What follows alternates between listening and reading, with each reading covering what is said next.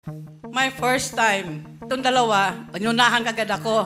Mommy, be careful what you say. Papatay na naman ako dito.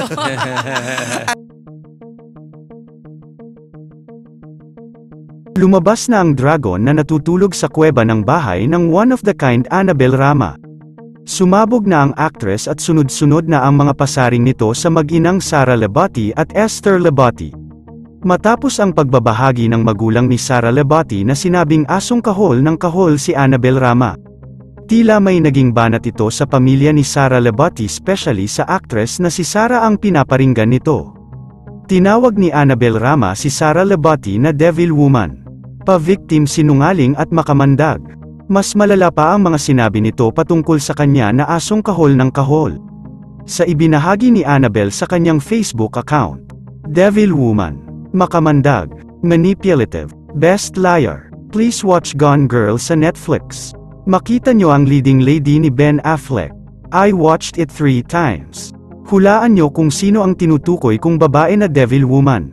Alam na alam ng lahat kung sino ang tinutukoy ni Annabel, walang iba kundi si Sara Lebati at ang magulang nito na si Esther Lebati. Nagkandagulo-gulo na ang sitwasyon sa pagitan ng dalawa. Palala na ng palala ang mga sagutan ni Sara Lebati at Annabel Rama. Hinahayaan lang ni Richard Gutierrez na pasaringan si Sara Lebati ng kanyang ina dahil wala na talagang chance na magkabalikan ang dalawa dahil sa away sa pagitan ng kanilang pamilya. Una nang sinabi ni Annabel Rama na wala siyang time na makipag-usap kay Sara. Ayaw niya raw sabihin ang mga baho nito dahil for sure baka mabash ng husto si Sara kung sabihin nito ang mga baho ng actress. Hindi naman naiwasan na mag-comment ng netizens patungkol sa balitang ito. Madam, I love your family and Sara po.